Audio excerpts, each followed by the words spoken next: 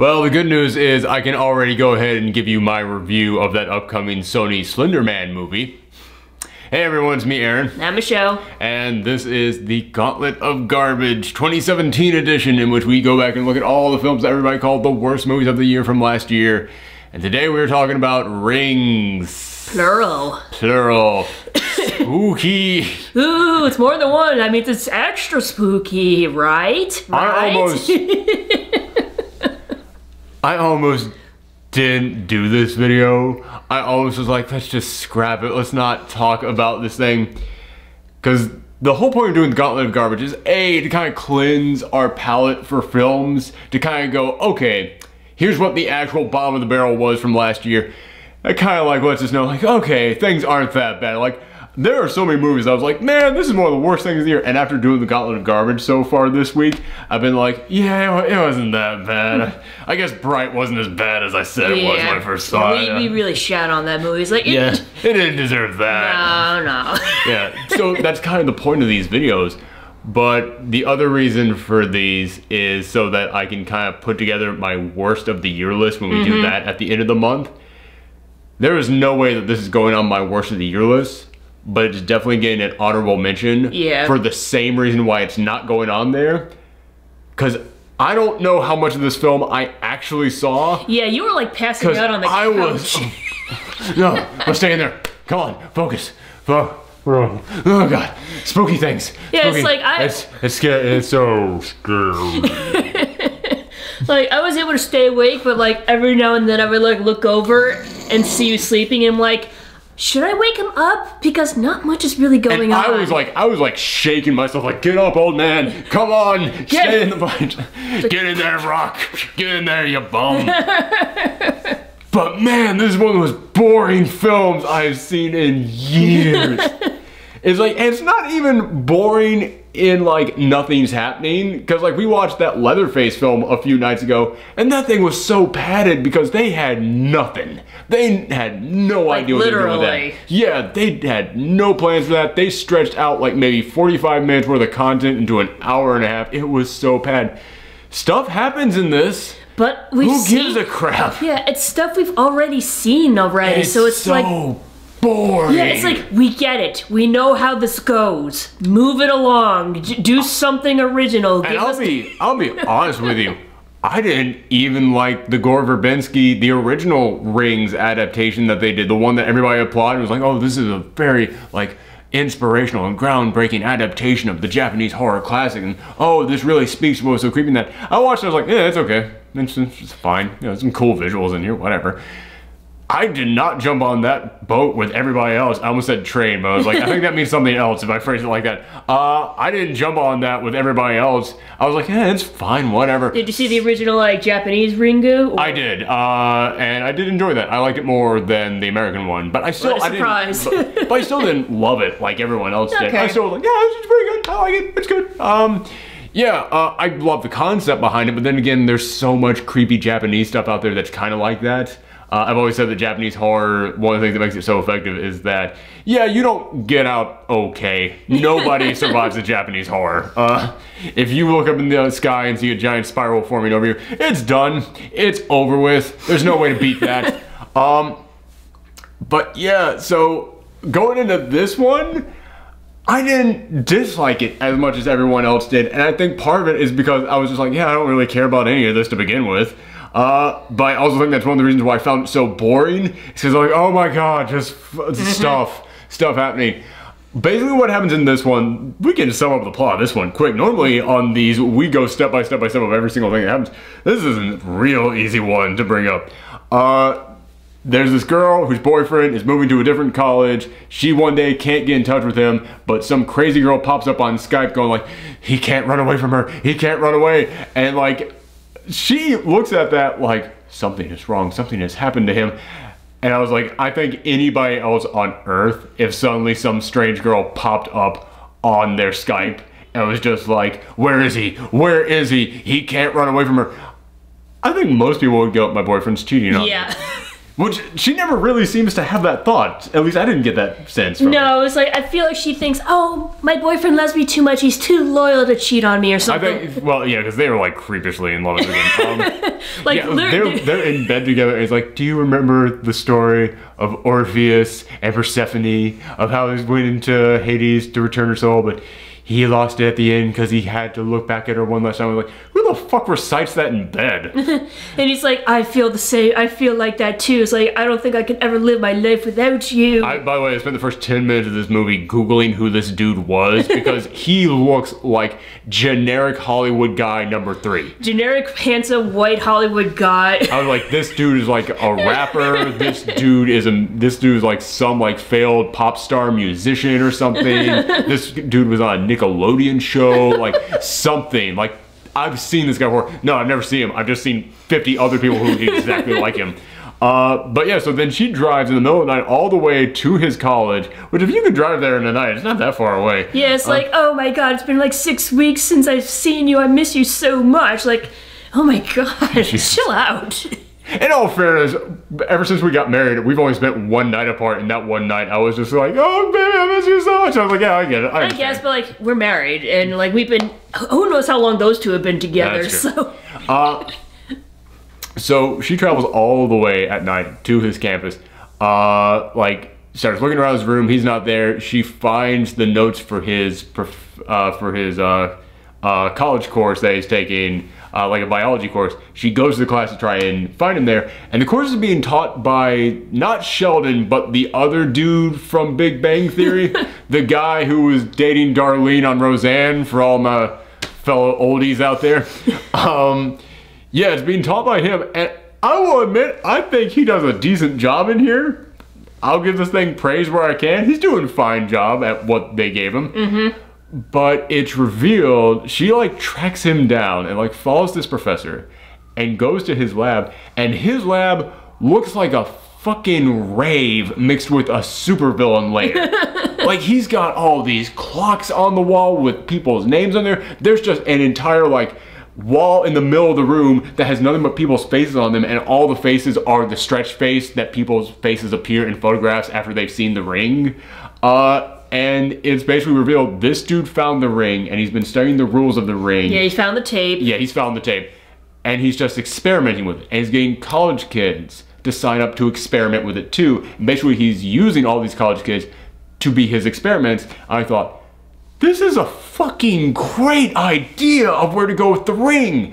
This is fantastic. Because here was listen, it wasn't a problem of mine, but it was something that came up, and something that comes up in all horror films.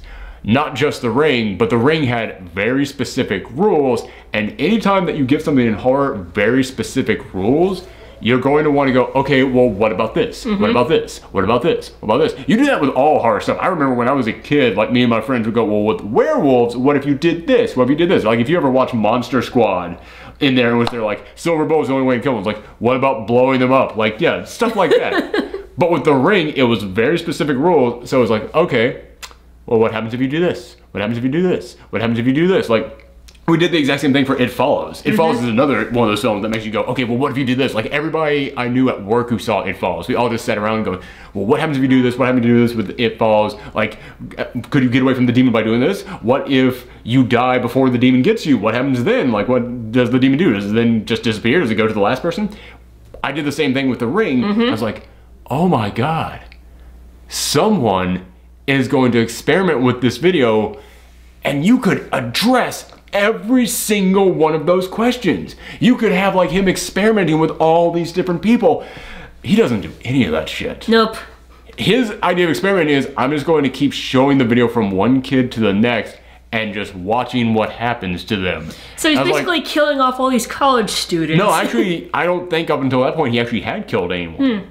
Because he had lined up, he knew the rule with The Ring, which is that if you make a copy of it and show it to someone new, then it spares you, because then the curse goes on to that person. So basically, he had dozens of students who had participated in this experiment, and I don't think really any of them had died, because he kept lining up one after the other to keep continuing this. So I'll give him that. He's not entirely a villain. He's not like, yes, let them die for my research. He's like, no, he doesn't want any of them to die. He's got this lined up to try and protect them all, but he is still using them in very deadly situations without their knowledge. And eventually it does lead up to one of them dying. And that's when she finds her boyfriend. She finds out about all of this. It's right after one of them died. He's like, I saw the tape 12 hours after she saw it. And then she's like, okay, I have to watch it so that the curse now goes to me. And she watches it, and then they go back, they talk to the professor, and it's like, okay, well, make a copy of it. And you don't have to show it to someone, but you do have to if you want to keep living. Because she's opposed to it, because it's like, well, then I'm just sentencing someone else to die, and they're kind of like, no, you're not. You're just sentencing them to have a 7-day lifespan unless they then pass it on. Like, you know, it's basically just a really bad game of hot potato. And, like, you brought this up in, like, The Ring versus Grudge. Like, why can't, like, they just go back and forth? Like, the girl... I've always wondered that. Yeah. That was one of the questions. Like I said, there's so many fucking questions about The Ring. It's like, what happens if you make a copy of it and then show it to someone else? But then they make a copy and show it right back to you. Does it negate the whole thing? Does it pass the curse along? Can the curse come back to that person? Like, how exactly does this stuff work? They don't, like, you have the perfect setup here for someone to actually experiment with all this and try and figure this stuff out, which might not be scary, but it would be really fascinating to watch for all the horror junkies out there. For all the people who have wondered these things. Okay, let's see. Like, what happens if you don't have a phone? Or what happens if you don't pick up the phone? Yeah, exactly, because that's the other thing. As soon as you watch it, the phone rings, you pick up the phone. 7 days. Yeah, A, what happens if you don't pick up the phone? Or B, what happens if you're just not anywhere near a phone? Like, I always want to go, okay, what happens if, let's say it's on a laptop, you and another person go into a cabin where there is no electricity, no televisions, no phones, no nothing, miles away from civilization. You go up to there with the Ring on a laptop, on the low battery lifespan of the laptop.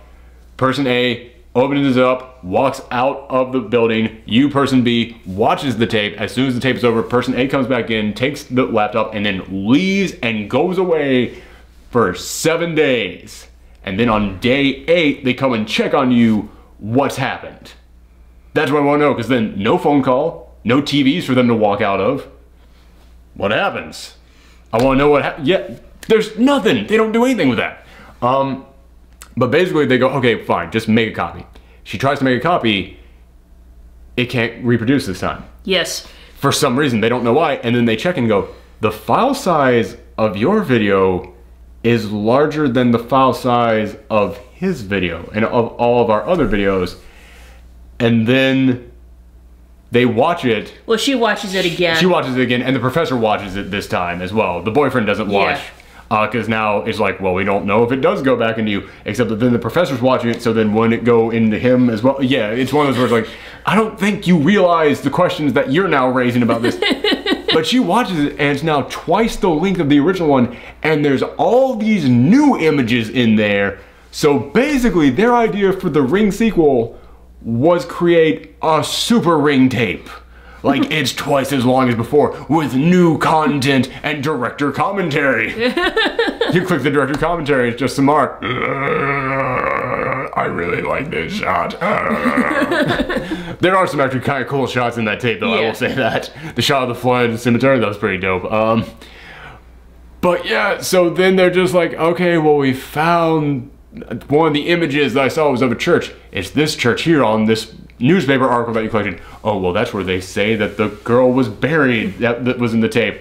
So, well, then we have to go there. It's telling me to go back there. Oh, by the way, when she first watches it, she suddenly gets like a vision of like the door. Oh, yeah, she is suddenly transported to a new place. Yeah. Like, it's almost like she goes to Silent Hill for a second there. Yeah, so like, I know like after you watch the video, you like start to go like insane, but I don't remember, I don't recall actually. It's been a long time since I don't recall actually like being teleported to like a different That's why I wasn't questioning it too much, because I was like, I don't think this happened in the last one, but it's been a long time since I saw it.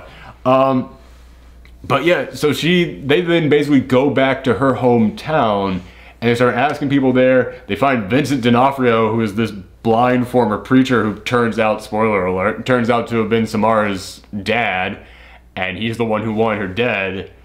And at the end of this whole thing, they've basically just been investigating her hometown this entire time.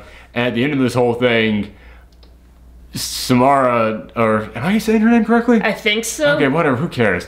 Ring Girl shows back up, kills Vincent D'Onofrio at like the 7-day mark, and then our protagonist girl is fine. But then the next day when she's taking a shower, she comes out of the shower, she's and then she like pulls out this long string of hair, and there's just a clump at the end, and a little fly comes buzzing out of it, and then all of a sudden the boyfriend looks at his computer, and the new Ring video starts duplicating itself all over the place and starts opening up all of his email connections and his IMs and all these other people and starts sending it to him. And then all these replies come back. Oh my God, that's a creepy tape and all this. I don't think that would happen. Like, I guarantee you, like, all those videos just go right into the spam box. No, this is a person that they know. But I don't think that all of them would be like, hey, cool tape. Oh yeah, man, that was so freaky. Yeah, they would all be like, what the fuck are you showing me? Like, that's what would happen. And like, they respond like in an instant. It's like they didn't even watch the video. Yeah. But it's this weird thing of like, okay, so what happens? And there's this thing at the end of this in which she's saying, wow, everyone was afraid of Samara and that's why they killed her. It's like, not everyone. You were never afraid of her protagonist girl whose name we don't remember.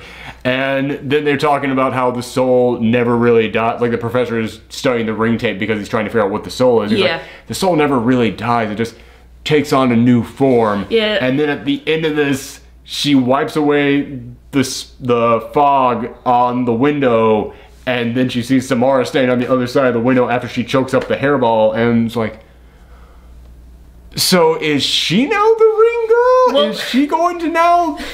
Well, here's the thing, is like when she was transported to that other place, she got her hand burned. Yeah. And apparently like the scar was Braille. And it turns out it was Braille for rebirth. Ooh. Yeah, so, but that's the thing that I'm trying to figure out. Okay, so there's 3 options here.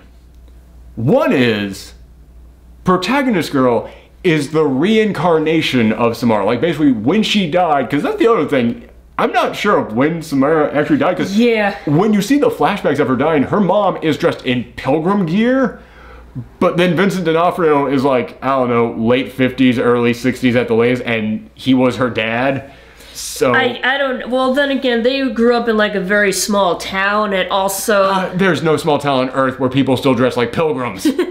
That's not a thing. Even the Amish have updated their gear a bit. Unless it's an M. Night Shyamalan movie. Oh, what a twist. Ooh. That was the twist. It's all connected. The Ring and the Village take place in the same cinematic universe, which apparently also includes, not Signs. What was that new one they did? That's Shape. What the fuck was it? Split. Yeah. Oh, yeah. That's a joke that will have gone over better if I remember the name of the movie. But yeah, okay. So that's option number 1, is that because Samara only died like maybe 20 years ago, Samara only died like 20 years ago. Whatever, we know what we're talking. Because Ring Girl only died like 20 years ago, her soul was reincarnated into this new protagonist girl, and that's why the Ring tape doubled for her. It was basically her like connecting with her old soul or something. But if that's the case, then what the fuck is the girl who's been in the Ring tapes killing everyone for all this time? Because isn't that her ghost? And if your ghost isn't your soul, what's your ghost? Do you have double souls? Was this the good half of her soul and Samara is the evil half? How does this work? Well, apparently, like, main protagonist girl was the prophet, or like some prophecy, I don't know how it went, but it's like, oh, yeah, there's like some kind of like, well, you're the chosen one. It's like, oh, you're chosen out of all these millions of people who died after seeing like this because that's the other thing. This thing opens up with a guy on an airplane. You know that thing that you saw in the trailers of all the Ring girls popping out the TVs in the planes and taking the plane down? That's the very beginning of this movie. And the guy's like, yeah, I saw this Ring tape. Said I was gonna die in 7 days. And I was like, why on earth did you schedule a flight on the day you were going to die? If I'm gonna die, I'm taking you guys with me. Fuck y'all. The only thing that I could think is that he was just like, okay, this is superstitious BS. I'm not gonna do it. And then on like day 6, he was like, I gotta get the fuck out of town. And so he like, that's why he scheduled the flight. Like, get away from this. But it's like, it still doesn't seem smart to me. But then when he tells someone this, the person sitting next to the person he was telling this to goes, wait, he was talking about a videotape that kills you? I saw that tape, and so, How many copies of this tape are there? there's only one, but it keeps going around and around and around, and I was like, how the fuck is it this popular? That's such a weird thing. Like, did someone, like, transfer it to a file to the internet already? Or I have no clue. Yeah, it raises... Because if that's the case, then, like, shouldn't, like, this be more of a widespread situation? That's the other thing, is, like, if 2 out of 3 people that you meet on a plane have experienced this, that's, you know... That's a little bit more than a coincidence at that point. Yeah, especially if they're, like, sitting, like, right next to you. Yeah, it's a little bit more than a coincidence. It's like, all right, how many people on this plane have seen this ring tape? It's like, if, like, several people raise their hands. What about me, boss? Yeah. It's like Final Destination. The whole plane just crashes because everyone was supposed to. All right, before you get on this plane, we have a few simple questions. 1, can you take your shoes off? 2, is this for business or pleasure? 3, have you seen the ring tape? 4, did you make a copy of the ring tape and show it to someone else? All right, enjoy your trip. It's like that plane was specifically for everyone who watched The Ring. It's like, no, we're... Why did I sign up on Groupon for this deal? I didn't think we were going to have anything to say about this dumb movie. But yeah, so it opens up with that, and like it does raise that question of how popular is this? How many people have seen this at this point? Because if that many people have seen it, should this at least be an urban legend to the point where most people have heard, like Bloody Mary or something? Yeah. But okay, so as I said, option number 1 is that protagonist girl is the reincarnation of Ring Girl. Option number 2 is that Ring Girl has now possessed protagonist girl, which I don't know why she'd do that, but I guess... Maybe she's just tired of, like, people waiting to watch the videos, like... I guess, but then how does that explain the double tape popping up again? Or option number 3 is that it said rebirth, and it's mentioning, like, her being a mother figure or something to her, and then she coughs up this giant hairball with something living inside the hairball, and I was like, did you just give birth to Ring Girl? Like, did you just, like, rebirth is like, did you just, like, is she the little chicken baby inside the PT demo? Is that what this is? Like, that actually, like, makes a good point because, like, throughout this movie, a lot of the focus was on Evelyn, Samara's mom. Yeah. And the priest was like, I knew that child was gonna be evil, so that's why I locked her up down in the, underneath the church and everything, so... Yeah, so it does kind of seem almost like, and he was also saying like, okay, not everyone was afraid of her. You weren't afraid of her. It's like, okay, kind of like a motherly way. It's like, okay, so maybe it's she came back to life because you gave birth to her through your mouth, which is a weird sentence to say. I don't know. I was thinking more like a chest burster, really. Kind of, yeah. Like reverse aliens. Yeah. Yeah, it's maybe that's what happened. But if that's what happened, again, what caused all the new ring tapes to pop up there at the end of this and start like spraying around? She gave birth to all the videos. I guess like maybe her bringing her into the real world caused the evil to now spread uncontrollably. Maybe? I guess. Is that we are trying harder with this thing than they did, I guarantee you. It's like, what happened when they brought Freddy Krueger into the real world? Like, he fought Jason. Actually, no, he fought all the people who had been in his movies up until that point. So that's what's gonna happen to the Ring Girl, alright? She's gonna go fight Jason too. Oh. Ooh. No, wait, I've seen what happens when the Ring Girl fights another monster. I don't want that. Okay, so like Ring Girl and Grudge Girl will fight Jason and then end up fusing with him into this giant... Okay, actually that would be pretty dope. Like all the monsters just... No, fuck no, I got it. Ash. All I'm gonna say, Ring versus Bruce Campbell. Ash versus the Ring. Dude, I would pay the fuck out of that. I don't care how many bad reviews it got. I would watch that. I would watch the crap out of it. Sorry, kid, but you need a haircut. Oh, long-haired hippie kids. Oh, get off my lawn. Oh my god, I want to watch that now. Oh, he basically has gone to Ring territory with that new Ash versus Evil Dead show. Yeah. That's basically what's happened to Pablo in season 2. But But yeah, I don't really have much else to say about this thing, because like, she goes to the town, she investigates crap. It's like I fell asleep so many times during this, and not for like long periods of time. Like I was able to keep nodding off every now and then. I was able to keep going like, okay, get back up, focus. Like I was able to keep bringing myself out of it, but like I could tell time had passed, but I could also tell I didn't miss anything. It's like one thing I really that really annoyed me about this were the jump scares. Is like, oh yeah, they're bad. Yeah, they're bad, and not only that, you know they're not real. You know that it's just like in her head. Yeah. So it's like, what's the point? We get it. We know this is not real, therefore it is not a threat. Therefore you need to stop. It's not anything at all whatsoever. That is a great point, because I actually cut jump scares a lot slack. People say that jump scares are just terrible no matter what. I actually think jump scares can be used effectively. Yes.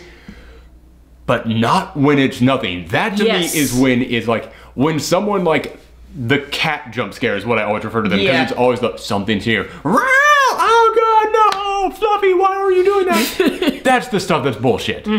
This is a lot of that, because like, yeah, it's stuff that's freaking her out, but it's because it's vision she's having. Yeah. And we know the visions aren't real. Yeah. We know they're all just visions. She's not actually falling into a giant well, or none of this other crap is happening. So it's like, all right, where's the threat? She's gonna be fine. We know this. You're just having stuff jump at us, and it's not even that freaking like shocking. No. Like, that's the thing. Jump scares, a lot of times they might make you jump, but that doesn't mean they scared you. If somebody bursting a paper bag doesn't scare you, but you're not expecting it. So like, oh god, what? This time, they're not even making me jump, because like, I know, it's coming. Oh my goodness, here you go. Okay, whatever. Yeah. But yeah, so this one, it was just really freaking boring and just such massive wasted potential. Like, I watched this and I was like, one of my New Year's resolutions is I do want to film something. And I don't mean these. I mean, I want to actually like shoot something. Like actually film like a short movie this year. And this really made me want to do like a Ring fan film. Like just like do something about people experimenting with the Ring, because that's such a cool idea. Like get actually like a group of researchers around to actually study this stuff. Like I said, just make a film about the guy who watched the Ring tape, realized what's going to happen to him, and so he decides to go up to a freaking cabin in the woods with no electricity for 7 days, because he's like, this is the only way that I can beat it, just get completely away from this. And then just make a little tiny bottle film of this one dude in this cabin for 7 days, just like waiting, and then just leading up to that moment, and then we just see what happens. It's like, you can do that in like 30 minutes and it would be so much more interesting than this.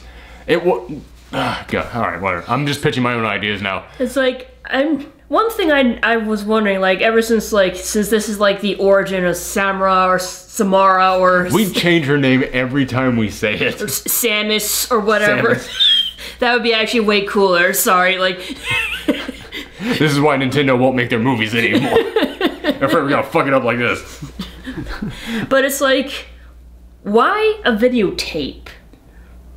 Oh, yeah. I see what you're saying. Yeah, I mean, like, if this actually did happen like 30-something years ago, it would make sense for it to be a videotape, because that was like the latest technology. But at the same time, why would you do that? Yeah. Yeah. Why would you do it to begin with? Like, this ghost popped up on this Blu-ray. Like, that doesn't quite sound as good. Like, I get from a horror point of view why it's a VHS tape, because you can find a VHS tape laying in the street with no identification on it, and the only way to find out what's on it is just to pop it in. Like, I've done that where I've been walking down the street late at night and just seen a random VHS tape just on the ground. Like, I've seen that multiple times in my life, and I've never done anything with it because I'm not fucking stupid. But I have always had that thought of like, shit, what could be on this? Like, what could be like really? There was a series of VHS? Yeah, the VHS films. What are they called? Anthology. There was a series of horror anthologies that I always thought was a really cool idea. They kind of shit the bed on after like the second one, but the first one has like this great premise of the VHS anthologies. It's just these people, they break into a house and the house is just loaded with VHS tapes with nothing on them. no question, no idea of how to identify them, but they break into the house to steal a VHS tape back for someone who hired them. So like, okay, I guess we just gotta watch these and find out which one they are, and they just start popping them in, and it's like, that's a creepy ass idea. You're in this old ass house, and it seems abandoned, but there are all these VHS tapes, there's still power in there to power the television. What's going on? Like, why are there all these VHS tapes? What could be on them? Like, the mystery behind it. So, but with DVDs, it's not really that, because DVDs, someone has to actually sit down and edit that and hit the process button and come with a menu screen for it. VHS tapes, you pick up the camera, film it, done. Like, anybody could do that. So that's one of those things where it's like, I guess, but like if you find a film reel and like find a projector to put it on. Well, film doesn't have, well, okay, yeah, never mind. I was going to say, yeah, but the thing is, film doesn't have sound on it. You have to then in editing splice sound into it. That's the thing, once again, about VHS. You record the VHS, but also with film, you take that reel, you spin it out and you go, oh, what's this? VHS, unless you're willing to break that thing open and pull the tape out of it, you're not going to do that. So yeah, I get, but again, I'm just saying, I understand why VHSs are creepy, why that is actually a good horror tool. But yeah, why the fuck is she just possessing a VHS tape? Yeah, like, I like when, like, it was just the tape, like, and there was, you know, it's like if you put an origin story behind it, it's like, there's no need for the tape. But I think like that's what you're trying to say. Yeah, exactly. It's, in the first one, you don't question it, because it's just a creepy thing. Yeah. But if you're actually going to get to the origin of this, then that raises a question. Yeah. And it's not like the questions we were asking about, like, what happens if you do this, what happens if you do this, what happens if you do this, because that still all keeps the tape part a mystery. Mm-hmm. This is answering the question that we didn't really give a crap about, and it does now raise a question that we feel needs to be answered about the tape. Whereas before, all the things that the professor could have been doing with this to experiment on this thing, it would still keep the tape part a mystery. It actually, we have joked in this about the Ring vs. Grudge movie that they did, which is just awful. It is really bad. But there's also a professor in there who wants to study the Ring tape. That dude is so much more interesting. Yeah, he was. Yeah, that dude, I was actually like, well, this guy might actually raise some good questions in this. Just sucks he wasn't in the movie more. Yeah, like. he's out there quick. But yeah, I wish that, I feel kind of like we're letting you guys down on this one, because with all the other Gauntlet of Garbage videos we've done, we're like, oh my god, this fucking thing! Ah! This one, I'm just kind of like, it's whatever. Yeah, it is just a big bag of who cares? Yeah. It's so dull. So yeah, this one, it's not worth the ranting and the raving, and it's partly just because there are so many other bad horror films that came out this year. I mean, there was Bye Bye Man. Yeah, remember that one? Mm-hmm. So like Wish Upon, or Wish like... Upon. Ooh. I already watched that one, and we already did a post-geek out reaction on it. But you weren't there for that one. We gotta do that one again. Yeah, we gotta do the Gauntlet of Garbage with me actually seeing that. Oh, plus I gotta do a victory lap on that one, because it is one of the best funny bad films of the year. Like, Leatherface is just like, fuck you for doing this kind of thing. And what was the other one that we watched? The first, oh yeah, Book of Henry. It was just a big, who thought this was a good idea? Wish Upon, you can get some popcorn, you can get a soda, you can just sit back and you're like, oh, just let the bullshit train wash over me on this one. Oh, it is a good bad horror film. It is hilariously stupid. You know what? We saw another bad movie that we needed to talk about tonight. We're gonna put that one off. We're gonna watch Wish Upon, that was it. We're gonna watch Wish Upon. That's gonna be the next Gauntlet of Garbage when we do. Oh, I gotta come back to that one. Yeah, I'm looking forward to the bullshit. It's good.